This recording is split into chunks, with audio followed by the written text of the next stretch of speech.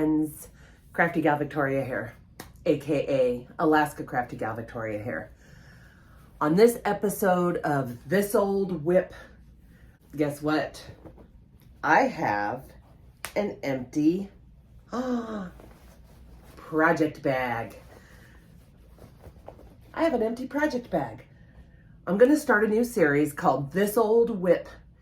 And I'm going to be plugging through my old whips that I've had sitting around for, some of them, years for 2024. So I think that completing them, like I said in my last video, I've got this, I don't know what it is, a compulsion to constantly start new projects because I see so many cute patterns and I just want to do everything. So I never really complete very much because I'm constantly starting new ones, unless they're little tiny things like those little amigurumis and stuff that I make. So this year for my larger projects that I've had sitting around, not even just my larger, there's some smaller ones too, but projects I've had just sitting around in a project bag, in a tote, stored away where I can't see it. I've pulled quite a few of those out and I'm continuing to plug away at my whips, which makes my heart happy.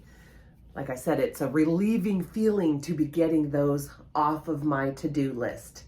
So today, in This Old Whip, I've completed one and I'm super, super excited about this one because I probably started this 2 years ago when I was still in Alaska. I'm gonna step back and I'm gonna show you the project and then we'll talk about it a little bit, okay? So hold on just a moment. So this is the project, guys. Look at it, it's finally done.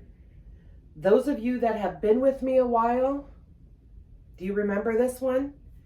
It's my tunisiansimplestitch baby blanket that I started in Alaska a little over 2 years ago. I finished it. So let's talk about this blanket a little bit. It is the tunisiansimplestitch. I was super excited to learn how to finish this and work on it. Now, when I was first starting, yep, I missed a stitch right there. Don't care. Don't care. I'm not going to let that bother me. So many of you gave me so many helpful tips on how to prevent that curling. It was curling so bad, so bad.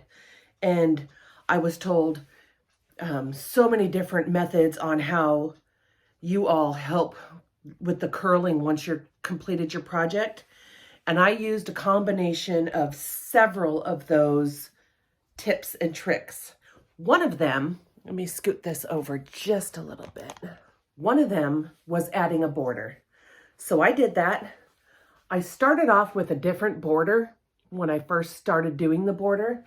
I'll put some pictures here of what I did. So I originally was going to use a multicolored border because I was just using scrap balls of yarn until they ran out. So obviously these were bigger balls of scrap yarn.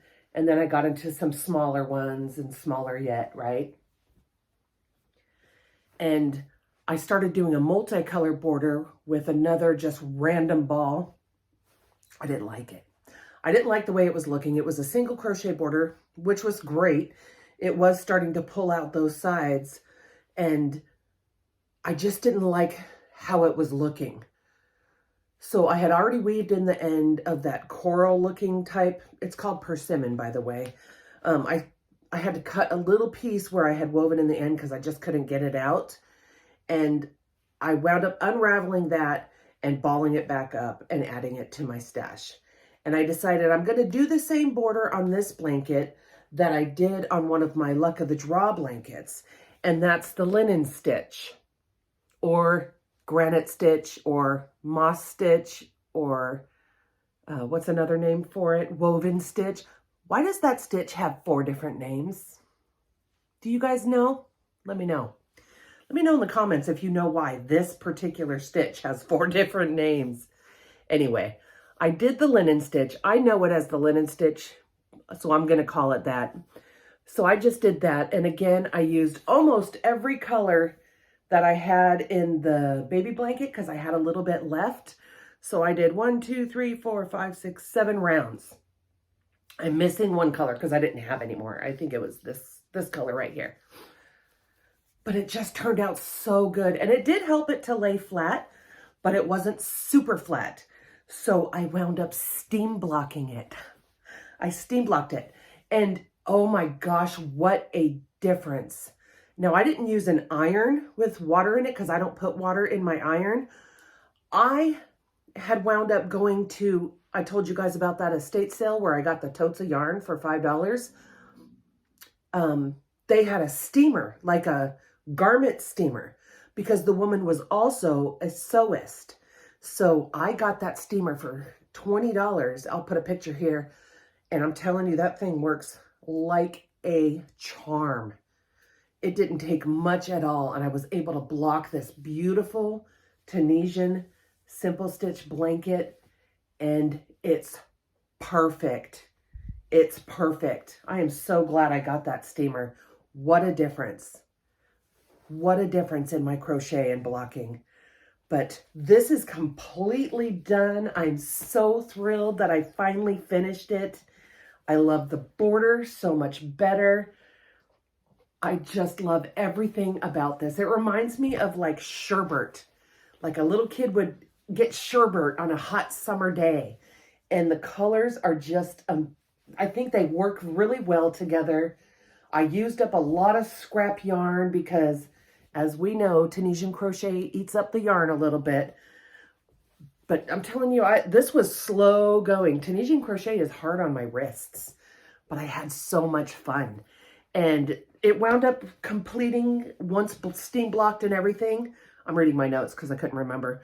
It's 32 inches wide by 40 inches tall.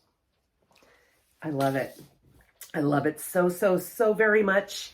And I wanted to share it all with you on my new series I'm calling This Old Wip. It's just great. It's so soft, and I can't wait to donate this and give it to some wonderful child who's going to love it as much as I do. Anyways, my friends, I hope you enjoyed this video. It's a short one today, just sharing my whip that I have completed and another project bag empty.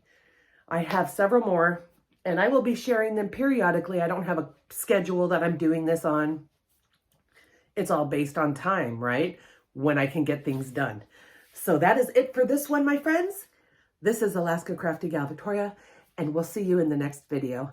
Happy crocheting. Bye-bye.